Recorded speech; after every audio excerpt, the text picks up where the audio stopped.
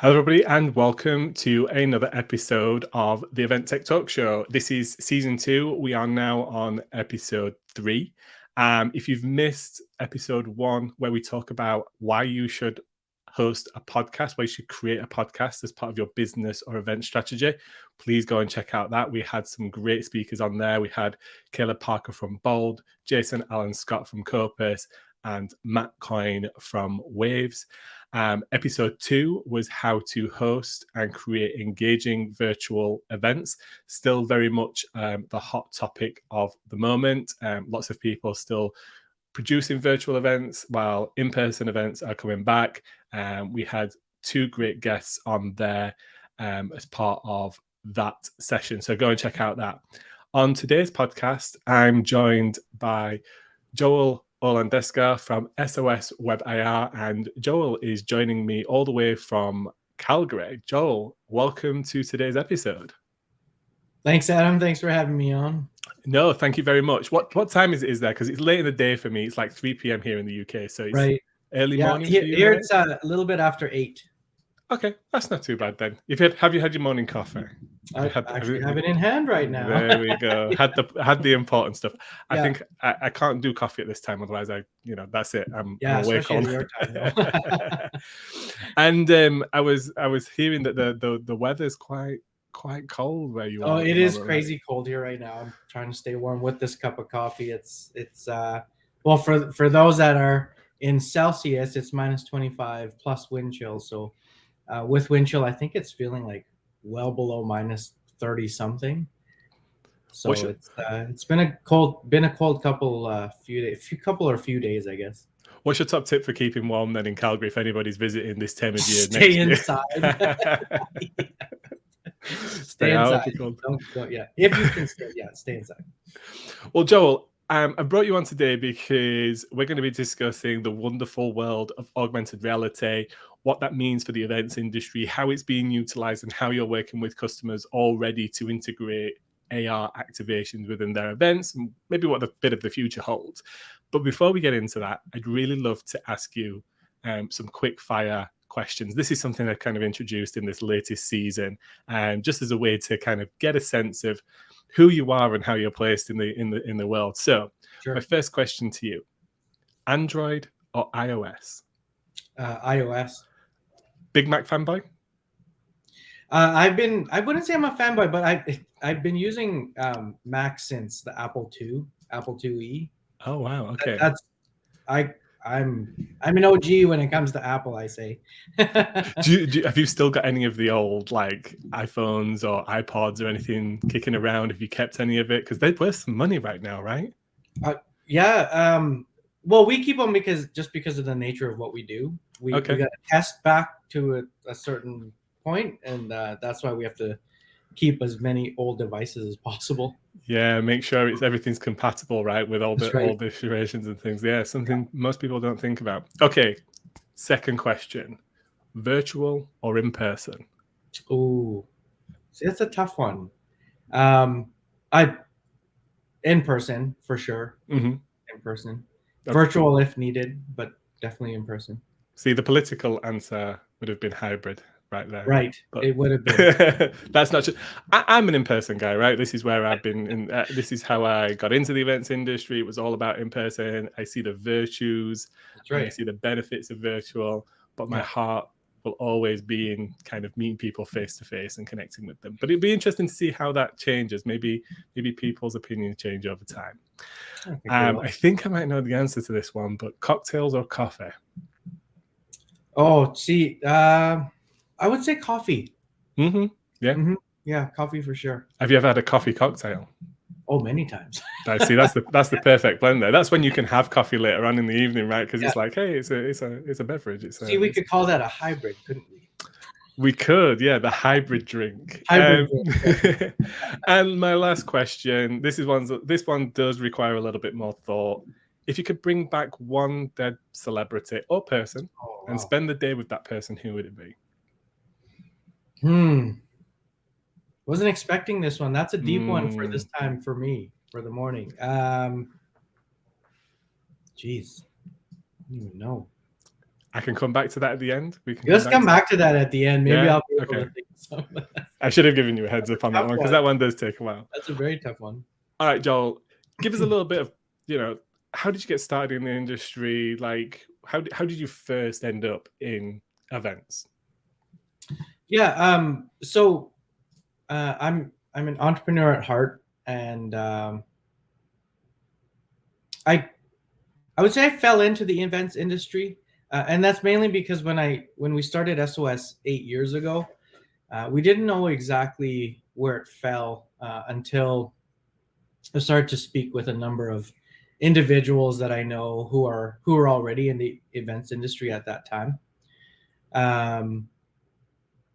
But I'll tell you, like once we figured out where we fit as an event supplier, as an event vendor company, we went right into it. And so that's how I got started in the events industry, was really out of a personal need. So attending events back in the day, when I worked a corporate role, and attending conferences and trade shows and having to travel and whatnot. And that's really where SOS was born. Was there was an idea that came up while I was at these events, not being able to charge my phone whenever I needed to, and not being able to charge my phone easily. And that's where SOS Charging Solutions, the base of our company, that's what's been around for the 8 years. That's where that started. And then over time, I got really involved in terms of volunteering. So I'm also a volunteer with the International Live Events Association.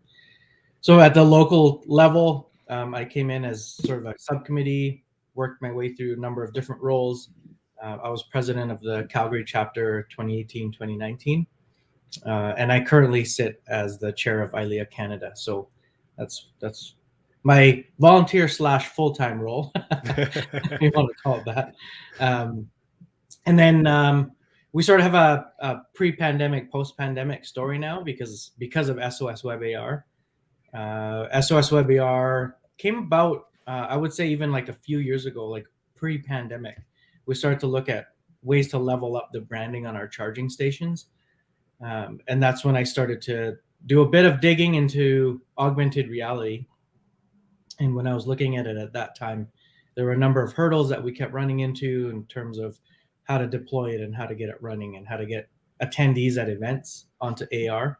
And then, of course, the pandemic hit, and that put a stop to anything physical happening. So our mobile device charging side of the company came to a full halt, and then we were able to bring a lot of time and effort into moving the augmented reality part of our business. And that's where SOS WebAR was really born. It became its own thing once we really dug into it a bit more and start to figure out where it fit in the market, how it could be used by both sides of the event. So, whether it's the organizers or the attendees. And here we are now. It's become this sort of this monster of a business in terms of being able to keep up with the demand, which is great. Really appreciate that side of it, but also trying to keep up with the technology because of how quickly that side of it is moving, right? Yeah, absolutely. So just going back to something you said there, your first initial, or you started really looking into AR as an application to up the branding capabilities on your charging systems or kiosks. I can't remember the exact words that you used. Mm-hmm. Was that an element? Was that a way for attendees to engage with them or get extra information, or was it more like maybe this could be a sponsorship activation for event organizers in the way that they kind of sell or cover the costs of those hire and those solutions? Like, what was the idea behind? Yeah, actually, everything you mentioned is where the ideas rolled around. So with our mobile device charging stations, they're tabletop, they're self-powered, they're not large kiosks or large tables or pieces of furniture. They actually sit on top of anywhere you need them to be placed, whether it's indoor or outdoor, and they can sit on tables or really where anywhere is where we've seen them placed everywhere and anywhere. But each of these, we have two main products that we use, and One uses sort of static imagery on it, so vinyl. They're vinyl wrapped, and then the other one has 2 LCD screens, one on each side. So that was sort of the iteration of how we were able to provide a way for, well, with SOS charging, we like to say we keep people charged up. So we charge, we brand was a big part of it. Most important thing was we were bringing people together. So we were seeing people gather around our charging stations, and that's what it became known as in the industry. It took over the term water cooler, right? So when people were gathered around it, anybody obviously with their eyes on it were getting exposed to different branding, and that was whether that was the events brand or a sponsor's brand. That's where the effect was coming in, right? So we were always looking at what was the next level in terms of being able to provide that branding for sponsors or for advertisers or even for the events, and also to enhance the event attendees experience.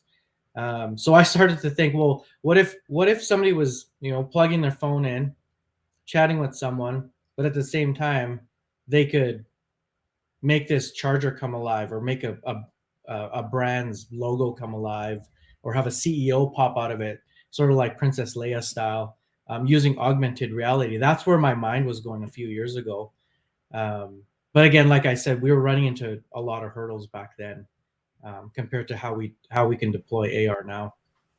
So what's changed then since then? Is the technology or the systems that you use to be able to build these AR experiences, has they come down in production costs, or has the technology got more accessible? Like what's made that difference between when you first started out and it'd be quite challenging to what I hear, like quite, an amazingly successful business now in a short space of time, relatively?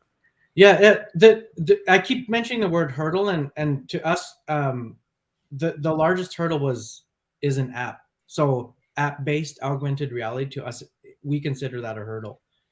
Reason being, if you can imagine, if you attend Event Tech Live, for example, and you see one of our charging stations and you say, oh, cool, there's augmented reality on here, but then there's a very small piece of wording that says, but first you have to download the app. You have to download SOS's app in order to experience Adam coming out and saying hi to everybody. I'm going to think 2 things. I'm going to say, no, thank you. It's okay, because I know what's going to happen if I download an app and use it once, right? It's going to stay on my phone for years till I get my new phone. And then it's just bogging down memory and all this stuff. And then later on, I'll see it and I'll be like, well, okay, I'm going to make it jiggle and then disappear. But that might not be for a while, because I'm like that. I'm sort of a hoarder of apps on my devices. It takes forever for me to get rid of them. So that was the main thing that we kept running into, is we kept going to a lot of our partners and the industry and saying, we're starting to look at AR. This is what you can do with it. This is the potential of it.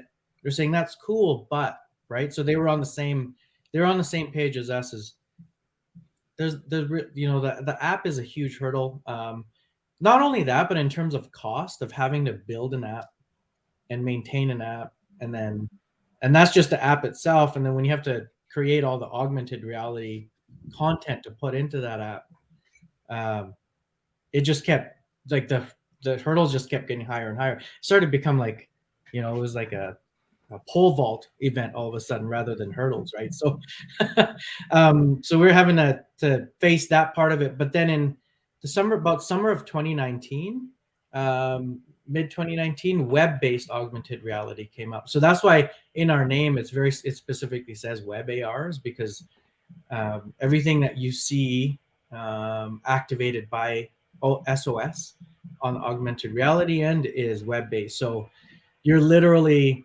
scanning an app or tapping on a link, and it's taking you to a mobile browser on your phone or your mobile device, and you're immediately experiencing augmented reality, which completely removes, like I said, and maybe this will be the last time I say it, completely removes the hurdles that we've experienced in the past. We'll play hurdle bingo. Yeah. Just let me dig into that, Joel, then. So I guess it sounds to me very similar to iOS bringing in QR code recognition into like the existing camera app, right? Like that solution there, it's an existing app. There's no additional downloads. There's nothing fancy. It's something that people probably use on an extremely regular basis as part of their phone or their device. They've just integrated the ability to recognize that. So does your technology, or are you able to leverage that technology in the same way that that camera or that aperture recognizes what's being displayed in front of them as an AR experience, and therefore can then launch that as an experience, right, for that person on whatever mobile device or maybe iPad or something that they're using? Yeah, exactly. I understand that right? Yeah. Okay. Yeah. So what does that mean for like the future adoption rates of this kind of activation at events? Like, how are you working with brands and organizers and corporates and things to be able to, because I guess the hardest thing is still to be able to communicate that to an attendee or to a participant of like, hey, this is an experience here and this is how you do it. Like, so how have you been able to work to make that very transparent and clear to people of how they engage with that? Is that still like traditional, like, hey, here's a sign and here's an explanation, or is there something else kind of at play? Yeah, I think because, well, AR it's not a new technology. We always say that it's been around for a number of years, but because of how it's been used and deployed previously at events, a lot of attendees they're not used to seeing it. So there is still a lot of communication that needs to happen for sure, and we always make sure that with anybody that we work with is make sure you communicate that, yes, there's a QR code there, and one of the things that definitely came out of the pandemic was the resurgence of QR codes. At least in North America, QR codes have become a thing again. And I know overseas it's always been there and it's always been used overseas, but in North America, when the pandemic hit, QR codes, because of the touchless part of it, right? It became a thing. And so now if anybody sees a QR code, they're inclined to scan it and they're ready to go and do stuff with it. But normally on the other end of those QR codes is usually just a website, right? Whether it be, the schedule for the event, or maybe some sort of a landing page. But it does take a lot of people by surprise when stuff starts happening in front of their eyes on their mobile device with the AR. So there is a lot of communication involved, like you're saying. It's and that's one of the things that we're really working hard on is to create enough experiences within the events industry using AR, so that when you attend an event, there's always you're almost looking for it, right? So I know with our charging, for example, it sort of became a thing where it was like, is SOS here? Because I know my phone's going to die at some point. We sort of want people to look at the AR to say, oh my goodness, like if I see a large mural when I'm walking into a convention center, is there a QR code on that mural or somewhere around it? Because I know if I see a QR code, that mural is likely to come alive with AR. Quick example. Yeah, that's such a great idea. Like making it part of people's just natural habits to start looking out for these QR codes or activations or some kind of form of recognize. I guess what would be really cool if there was some kind of like universal symbol for AR, right? Like that you could put in the center of a QR code or something like that. So sort of like there's like little icons maybe that people can sort of recognize that. And then they know that, oh, okay, there's definitely AR in there. It's not going to take you to a restaurant menu. maybe they want the restaurant menu. Let's be honest. Everybody wants good catering and the good shouts when they're going to events and exhibitions. How important do you think then, Joel, that companies like Samsung, Apple, and other technology providers, maybe like Microsoft and others that are out there, it seems to me that they're kind of almost the driving force to a degree in adoption, because it's when they roll out new technologies. I know there's been recent news or headline news of like Apple's venture into AR, VR with, from what I can see, going to be some really expensive hardware if the other reporters are right. Like, do you see them being a big proponent in user adoption and therefore the ability for us to adopt this and use it more widely in the event and experience kind of sectors? Or do you think we'll be able to do it even without kind of like maybe Apple and Samsung really pushing on the AR envelope? Yeah, I definitely think the manufacturers have a huge role in it, but I don't think they play the biggest role. I think that there's a number of different areas that we need to consider, right? So the device itself, of course, the manufacturers, they play a huge role in it, because the easier it is to use it on the device, then the easier it is for the end user. But we're hitting this point where it's almost a perfect storm when it comes to all of all these new realities that we all keep talking about, right? We're sort of hitting that perfect storm, or that perfect time for it to come, because networks play a huge role in it. So beyond Wi-Fi, we're starting to see 5G. And depending on where you're at, 5G is even faster than Wi-Fi. So people are, if you're going to a conference and you forget to turn on your Wi-Fi, you likely don't even notice anymore, because that 5G signal is so good and so quick.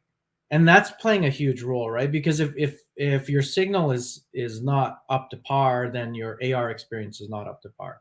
So there's two things right there. So the device itself, manufacturer, and also the signal. But I think we play a bigger role in that too, is in terms of event professionals. So if we want anybody to feel if we want them to feel very comfortable with the different things that we're rolling out, such as augmented reality, we need to be able to present it in a way that's nice and simple. And that's one thing that we pride ourselves on, or one thing that we're very proud of at SOS, is we have the ability to take very complicated, seemingly complicated technologies like augmented reality, and we simplify it down for the end user and also for everybody that we get to work with, so that they can look at it and say, okay, I thought we had to spend huge budgets on this, and I thought we had to figure out how to code augmented reality, and then on the end user's end, we thought they had to do this, that to experience it. Whereas just over the past couple of years of experiencing, we've really simplified it down and really boiled it down to a point where when you work with us, or when you work with any web-based augmented reality company, really, a lot of the complicated stuff is done on the back end, so that on your end, it's quick, it's simple, and it's easily deployable. So going back to your original question, like I said, it's sort of a trifecta, right? So you've got the manufacturers of the devices themselves that we're using, that we all have. There's everybody has one of these in their pocket or next to them on their desk. Why not take advantage of that technology? The networks are becoming more and more quicker and better. And then, of course, the event side of it, or the marketing side, right? So, because it's huge for the marketing industry as well. Yeah, absolutely. I think for me, the way that I see AR, and it's interesting at the moment because there's lots and lots of news about things like Meta and the metaverse and that being the next destination. But as I see it, people need kind of I would imagine, or my opinion is, that lots of people will need a bridge, something to get them into that next destination, that next realm of reality. Yeah. And I think AR seems to be that gateway. It seems to be that it will be that layer of experience and things that don't exist in reality, but layered upon top of reality, so they get a sense of what is possible. And I think for many people, that will be how they end up then fully getting involved in virtual reality in terms of immersive experience or gaming or things like that. Yeah. Because we're taking them on a small journey, aren't we? We're going you currently exist, and maybe we give them utility. It's here's a cool experience of a trade show, or here's a cool experience in TGI Fridays, because they have an AR experience for the kids now every time they have a meal or something like that. And that's part of the experience of going for dinner or lunch with your family, is the kids get entertained as well. And as more and more of that happens, then people will be like, okay, maybe virtual reality is not so scary, because it's just more of this, rather than it feeling. I think for a lot of people, personally for my wife, asking her to go and jump into virtual reality, I might as well ask her to jump off a cliff. It would be that Yeah. alien to her. Yeah. So yeah, I see it really as a massive gateway, and I think as technology does empower us as individual users, Yeah. it'll become more apparent and it'll become more socially acceptable. I guess for people just to stop randomly in the middle of like walkways and hold the cameras up and kind of like and experience. I mean, it's cool, right? Because it's funny. You probably saw me smiling because Mike on our team, who's our coder, he says all the time that AR is sort of the gateway drug into the into the metaverse, because you're right, and exactly what you just said. That's totally what we're experiencing right now. We don't need to be wrapped up in goggles quite yet, all the time. But being able to experience these small things, and if you think about it, over the last decade or so, we've all of us sort of been getting groomed into it, right? Because anytime we apply a filter to our face, that's AR. That's how simple as it gets. Anytime anytime we apply a Zoom filter, if you're using Zoom during a virtual event that's AR. So we're already using it. It's just a matter of how we use it and how we apply it. I can see, like that black tie, gala dinner kind of environment, and everybody gets dressed up, but everybody kind of looks the same a little bit, don't they? Like everybody's like, especially the guys, probably the black tux and the bow tie, and maybe there's a flare of color or something, or maybe somebody's got the high-end suit on or something like that, but we all kind of look the same. This could be a great way to layer on experience of everybody bringing their like alter persona or maybe their avatar, and as part of that you get to see people in a really cool expressive way in those environments and things like that, but still get the element of the elegance and the smartness and all of that kind of stuff that people go to these kind of events and functions for, right?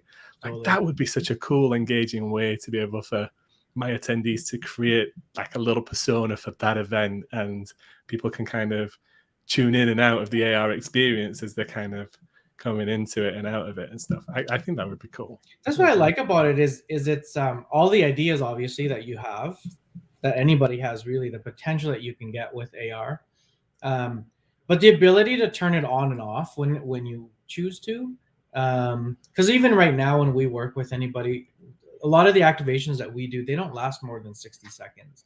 And there's a reason for that, right? There's that sort of that sweet spot where you want somebody to experience something really cool, something effective. You're fulfilling business objectives with the augmented reality. You don't want them on there for 5 minutes. Like a 60-second activation can do way more when somebody either walks into an event or even virtual right now. And there's I could talk about this for a while, but there's like that bridge between how AR can be used effectively in hybrid situations and how you can tie the audience that way. So we've been talking to a lot of planners and producers, and they're saying we're trying to figure out how to keep the virtual audience engaged at the same time as the live audience, and that AR can play a huge role in that. And we've seen it in a number of examples now where you can have the same experience played out whether you're at home or at the event itself. And it's like I said, it's a very effective way of tying those two audiences together. Could you give us an example, maybe, Joel, of and I appreciate maybe there's NDAs with certain companies and all that kind of stuff, but maybe, and I know this is hard because we're on a podcast and everything's visual these days, but maybe you could paint the picture for those that are listening on like a customer you worked with, what they ended up having as an experience, what the objectives of that AR activation was. Sure. And maybe, if you can remember any data, results, statistics, anything like that. I'm throwing this at you, so if you can't, don't worry. But I think it'd be great to kind of give an example of what an AR experience at an event for maybe a exhibitor or a company might look like ultimately. Mm-hmm. Yeah, I can give you one event, and I'm using this one because it does both the sort of the pre, during, post event journey for attendees. So we worked with we got to work with Tourism Calgary back in October for an event in Toronto for CME Expo, and I always give props to TC for what they did, because they were trying to think of ways to really enhance the experience for attendees at their booth that were coming by at the trade show. So they started to explore augmented reality, and that's when they came to us to work with them on sort of building that booth out. So they had a huge booth. It was a 30 by 30, so massive, right, in terms of space at a trade show. So the first thing they did was they came to us and they said, we have this watercolor silhouette of downtown Calgary with mountains in the background. So if you're familiar with Calgary, we're very close to the mountains. It plays a huge role in tourism around here. Our downtown plays a huge role. The whole city does, obviously, but they wanted this image to come alive using AR. And they basically said, what can we do with that? And we said, well, we can make this happen. And they said, perfect, that's good. They gave us, I'm really shortening the timelines and story around here, but they gave us a good amount of creative freedom around what to do with this. But what they ended up doing was they took this image and they blew it up to be a 20-foot by 8-foot background to their trade show booth. So you can imagine this thing took over a good amount of their trade show. So as you were approaching the booth, you could not miss this thing. It was huge. And of course, next to this beautiful watercolor painting was a QR code with some instructions on it. Scan the QR code, turn up your sound, keep your camera pointed at the image. And in front of the watercolor, this 20-foot watercolor, there were paint splotches that people could stand on. And that basically gave them points of where to stand. And you could have multiple people experiencing this AR activation at the same time. So when you pointed your camera at the watercolor, this watercolor then came alive and gave the theme behind the booth was 1,000,000 reasons to bring your event to Calgary. Of course, we asked them to choose 5 major reasons, and those 5 major reasons were then embedded into the AR activation, and those AR activations start to really come alive. So one of them, for example, was to talk about some UNESCO sites. Our Dinosaur Provincial Park here in Alberta is one of the UNESCO sites. So what we used as an icon for that was a skeleton of a Tyrannosaurus Rex. So on your computer screen, when we were designing everything, it was this little, 5-inch dinosaur. But when you blew it up to a 20-foot by 8-foot wall mural, that dinosaur became a 12-foot dinosaur. So you could see people reacting to it. So that's what they did with the background, but they also incorporated 360-degree AR experiences within their booth to take people on augmented reality tours of a handful of event spaces in Calgary and communities. So using our platform, or not our platform, but our technology as well, using SOS WebAR, we were able to drop meeting and event planners into these different spaces where they could then spin around using their mobile device, and they could view what these different venues looked like. So they could actually place themselves in the city, which, of course, business objective, let's get your event over to Calgary, which worked very well. Where it worked beyond that in terms of the hybrid part of it was post-event, they took that 20-foot by 8-foot wall mural, shrunk it down to a postcard-sized image, and then mailed that out to everybody post-event, so all of the attendees. So that was a great way to say, hey, remember us, and also, hey, remember that really cool activation you did.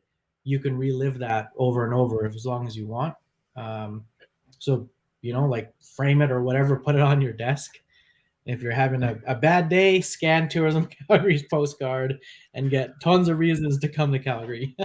There's so much in that. I think it's such a great creative way to do something that is more than just exhibit, right? Like, yeah, okay, the event works, we know it's got the audience, but like, how do we get them to remember us? How do we get them to go away from that event and talk to their friends and their colleagues about us, right? Like, Yeah. you know, Actually, I'll sorry to cut you off, but No. even at the event,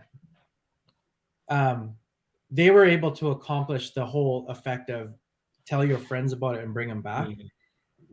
So we were witnessing people scan, go through the experience, chat with a bit with the team, with the TC team, and then run off, grab a couple of friends, bring them back to the booth to experience it with them. So then there was now a talking point, right? There was a talking point, and then there was also an increase in audience that wasn't expected. So there was that. To talk very quickly about the data part of it. Anything that's activated, obviously with augmented reality, I think that there's analytics getting tracked on the back end. And what I was saying earlier was so their activation, their mural, was only meant to be a 60-second activation. Post event, when we ran the analytics, we were seeing that everybody was staying on there for about a minute and a half. So they were actually staying a bit longer than intended. So there was that part. And then if I recall correctly, they were averaging about 2 scans per person.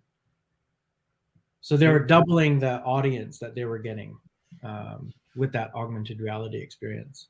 Seeing those are real metrics that people can actually then quantify on ROI, right? Like, right. How much dwell time do people spend with us? The fact that they're coming back and engaging twice, that rarely happens at trade shows on exhibition booths, unless that person coming back to that booth is, knows that company well. Maybe they're an existing customer or just someone connected to somebody on the booth. Like, I can imagine companies like Philips, Nike, those kind of companies that activate on these stands, they're looking for huge impact. They're looking for lots of brand engagement and brand advocacy and things like that. Like, that's like tangible data points for them, right? In terms of just like people's time. And people's time is the most valuable thing that anybody on this planet has, because it's finite. It's like if you're coming back to a stand at a trade show, you really like what they've got, what they're offering there. And then just, the additional, like taking that one step next and kind of reminding people about that activation. One of my friends who worked for a large electrical contractor wholesaler once told me that their biggest marketing advantage change was when they stopped focusing on providing trinkets and takeaways for their customers and started giving them things for their children. Because what happened there was when it got into the home and it became an experience or something for their children, it hung around. And that's, it was just one of those toys, or maybe something like something like this that could quite easily be like then created for children, or as maybe a child's experience as well. Like, you're gonna keep that around. Like, kids love that kind of stuff, right? I think that's such a great idea to extend the lifespan of that investment when it comes to that experience, and miniaturize it down and send it as a follow-up. I think that's such a brilliant idea. Joel, do you imagine that this will become kind of one of those ubiquitous things at events for companies that are exhibiting on scale, that they'll incorporate these kind of experiences within their build, within their activation, just to get the maximum value out of that audience? Yeah, definitely. I think so. It's just the very cool thing about AR is you can deploy it using, a small device. You don't have to put a 60-inch, 80-inch TV in your booth, for example. That's one thing. And then obviously like I think I mentioned it earlier, like the stuff you can imagine with AR, because it's overlaying computer graphics onto the real world, anything that can be built, graphically can be done. If somebody says, can I take my character, can I take Adam and turn him into a metaverse looking avatar and have Adam now pop out of the floor in front of me when I enter the conference hall? Can that be done? Quick answer, yes, it can be done. Right. So anything that you sort of imagine in terms of taking an attendee through that journey, through that event, it can be it can be used in a number of different, and you can use it all throughout, right? Like, and we always say, and there's always that, because it's such a cool tool, because it's such a neat technology. Everybody always just starts to think, okay, let's do something really fun, and but we always had we sometimes need to, take people a few steps back and say, okay, let's talk business objectives, and let's talk about, what you're also presenting to me, or what we're also talking about, can be easily just done via a website. So do you really need AR in that case, right? AR doesn't need to be used for every single thing that we can think of, even though that would be neat. But really, at the end of the day, we still want it to be to a degree, a specific experience within that attendee's experience, or some marketing campaign, whatever it may be. I think one of the things that strikes me for this, this comes from a trade show, organizing a trade show, is that by utilizing something like this, though, you almost get to extend your real estate when it comes to the show floor, right? You can, the environment around you becomes your canvas, and the way that you can tell your story and things like that. So, like, it's a really interesting way to maximize exposure at the event without necessarily just investing in more square footage at the show.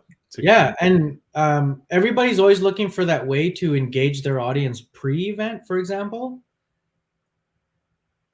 Why not send something out with an AR experience embedded into it pre-event, get everybody excited that way? And that actually was one of the ways that a lot of companies were using it when everything was locked down.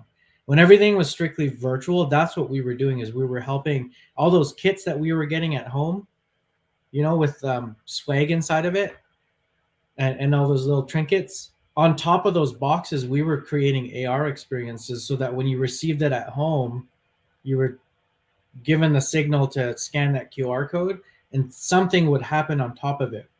And seeing stuff pop out of a flat surface, and getting it animated in 3D, and having maybe a CEO pop up to say hello to everybody before you open up that box. That was a huge generator in terms of something to talk about, to get people engaged. Like, before everybody jumped onto the virtual platform, people were talking about those experiences, right? So there was that link to, like when we all meet up with everybody at an event, if I'm meeting somebody I don't know, one of the immediate things I look for is some sort of similarity, or not similarity, but something to talk about. Maybe something we have in what do you call it? What am I trying to say? Something that we're both familiar with, right? Did you experience that? Yes, I did. Oh, what did you think about it? So it helped start conversations, or that kind of thing. I think it's icebreaker is the word that you're probably looking for. That's what it does. Yeah. Common icebreaker. Yeah, absolutely. There's a couple of questions that I think probably most people listening or watching this episode back, and I'm gonna go straight for the cost, the budget. Like, for many, kind of those bleeding edge technologies, the ones that they're not familiar with, the impression is that it's always going to be like, a huge expense, and possibly even out of the reach of them as an event organizer or as an exhibitor. How do you budget for these experiences? And I know it's probably as long as, like, well, what does the experience entail? How long do you have to work on it? But what's your advice there when people are kind of researching this? What's a realistic kind of entry point? And then at what point would you be questioning if somebody asks you for, let's say, $150,000, $200,000? Like, at what level would you have to be to go, well, I'm not sure whether you're going to get extra. What's the word? At a certain point, you get diminishing returns, right? So for every 100,000 you get a 1% like move of the dial. So, like, what's your advice there on terms of budget? Well, in terms of budget, so we thought about this quite a bit when we rolled out SOS WebAR, and it was because of the experience we came across in wanting to deploy AR for ourselves. And also sort of knowing the industry and talking to a number of people in the industry. We did a lot of research. We talked to a lot of, and that's one of the great things about being in this industry, being a part of ILEA, for example, is we were able to reach out to people overseas into the US, all across Canada, and saying, when you've considered AR in the past and when you consider AR in the future, what do you look like? What are you thinking of? Like, just give me a number, right? So we were taking those numbers and we're getting amazed at those numbers, thinking, if that's where our industry is going in terms of being able to deploy this really useful technology for education, for advertising, for marketing, for branding, it's never going to be adopted. It's just never going to be adopted because those numbers were way too high. So we have made it a goal of ours to do two things with ARs. One, to make it simple. I mentioned that earlier already. And two, to make it cost effective or cost friendly for anybody that's working with us. So we're not looking at six-figure numbers. We're not looking at like massive. We know what it takes to run an event. We know where budgets have to go. We know what is involved in taking an event attendee from point A to point Z at that event. We don't need to look at AR as one of those things that's going to take up that majority of that budget. So, when anybody comes to us and says, what is this going to cost? Without going into details, just because I don't know what those things, like without going into specific like project details, I can tell you it's totally in line with, two-figure numbers. Like, they're not even, everybody sort of looks at the numbers that we present them and they're like, okay, we can do that because that is way below what we thought it would be. That's normally what we hear from everybody we get to work with. But we did that on purpose though, because we think with this technology, if like I already said, if we want people to adopt technologies and different concepts within our industry, we need to make it accessible to them. We can't keep it out of reach. Like, how do you expect anybody to really jump onto that concept, right? Like, we can't leave everything. We obviously things are going to fit where they need to fit. So if it's a six-figure budget that you've put towards augmented reality for an activation, you likely already thought about that. You've been thinking about that for a long time, and you've really researched it quite a bit to be able to put that amount of a budget towards it. But you don't really even need to go there. Yeah, I would imagine as well, if a company approaches it in the same way that maybe Calgary did, and think about it like, right, so this we can incorporate this into an event. Maybe they're going and traveling and doing multiple events as a a way to attract more people to Calgary. So maybe they're going to more international trade shows. Maybe they adopt that in kind of the format and the way that they produce their activations there, so their booth builds, or maybe other additional kind of, maybe they don't exhibit at one company, but at one event, but they maybe do a sponsorship and a mural around the entrance, and this is incorporated again into that activation. So they're incorporating into the entire way that they're marketing their business. Maybe they're doing the kind of the gifts that go to home. Maybe they do an outdoor billboard or something at an event or another kind of activation. Then all of a sudden you're reutilizing that asset, aren't you? So you're getting economies of scale. Like, okay, maybe even if you spend 100K on creating that content, if you use it across 10 events, then actually it's in real world, it's cost 10K. Yeah, you're actually getting more value out of it, right? And I can tell you right away, like the average cost of, when I look at what we did just in 2021, like the average cost across the board sat anywhere between 10K and 15K. Like that's just throwing out a quick number. If anybody's like, hey, this guy's just not giving numbers. They're going to hold you to that now, Joel. They're going to be on the phone. They're going to be like, you said I could have this for 10K. Yeah. But on average, that's what it was. Like, like I said, like when we were looking at having to build an app and having to create AR on top of that app, the numbers were. Talk to anybody, right? Anybody that's explored AR in the past or explored having to build an app well, they know what those numbers are. And I see the benefits of like the approach. Like I said earlier, like maybe you can go with a smaller booth build because you've got more digital real estate to work with. So that's not only saving you bottom line, but it's a more sustainable approach. Maybe there's other. Maybe you're not printing leaflets and brochures. You're kind of encouraging your attendee. Yeah, exactly. It's sustainable. Yeah, that's another part. Absolutely. So yeah, I think it's all about mindset, right? Like, right. Don't get me wrong. I'm sure there are people out there that will be like, "This is gimmicky. It's not for me. I don't want to put my budget there. I want to put it over here in tried and tested leaflet brochure printing. All that kind of good stuff."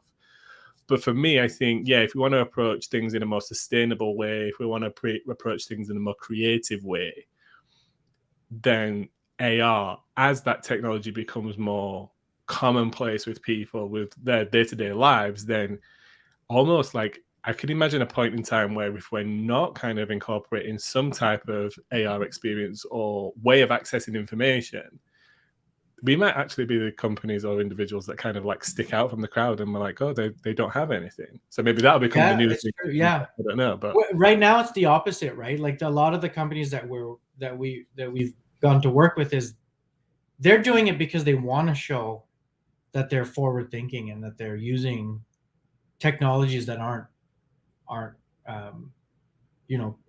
norm or the norm right now. I want to quickly address your comment about people thinking it's gimmicky. So I'm going to just throw out some stats, right, in terms of around AR. So if you think it's gimmicky, let me tell you this. AR, based on research done, is more involved in TV and online browsing. It's up to 45%. Gets more involvement. The next stat that I'm going to give you is the kicker, in my opinion. So you get an up to a 70% uplift in memory encoding, or 70% uplift in the ability for somebody to recall information the first time when you're incorporating AR. So if you're thinking about it in the use of education, in the use of a brand putting out a new product or a piece of information for their audience, when you incorporate AR into that, the ability for me to recall that up to 70%, that's huge when it comes to being first to market with something or being first to market with a piece of information. If I'm walking down a street and I've never seen a brand before, but I figure out there's AR involved with it and I experience that AR, and then 3 weeks later I have the ability to recall that easily, that's huge for that company, right? So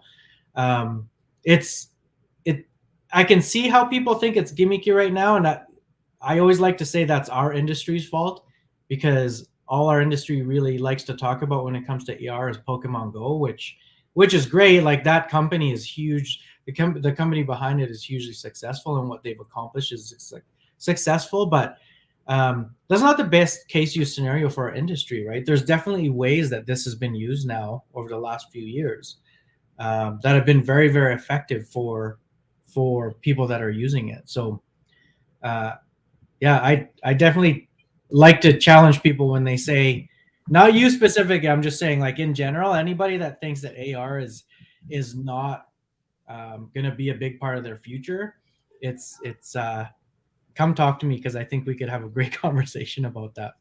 I have to agree with you. I think AR will be such a normal part of life within the next decade. It will become, you mentioned it earlier, like in different regions, if we look over to like the APAC region, the QR code is like everywhere, right? Isn't it? Yeah. You access information, menus, tickets, you pay for things, like, it's been fully adopted. At the end of the day, companies like Apple, Samsung, others, they are integrating these as feature sets, as reasons to buy their products, because of the way that, look at AR WebKit and things like that. And Right. If anybody's listening to this that doesn't know what AR WebKit is, it's Apple's kind of proprietary kind of development platform for you to be able to create AR experiences and things like that on.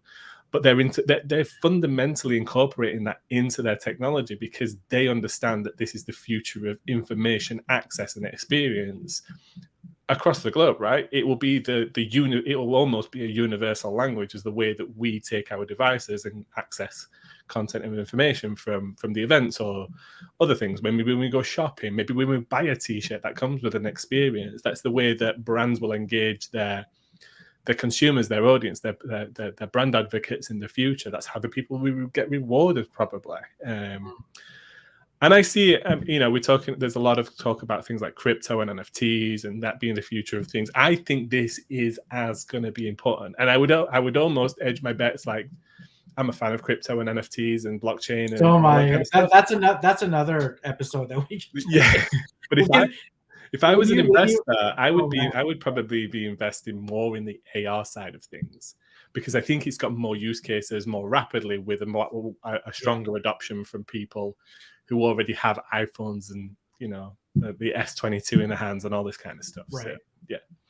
Before we go, Joel, where can people check out the Calgary Experience? Is that something that they can kind of check out on their desktop with their phones and things like that? Is there a way for them to get that experience? We have you wouldn't be able to experience it, but there's a video of the experience on our Vimeo page. Awesome. Okay.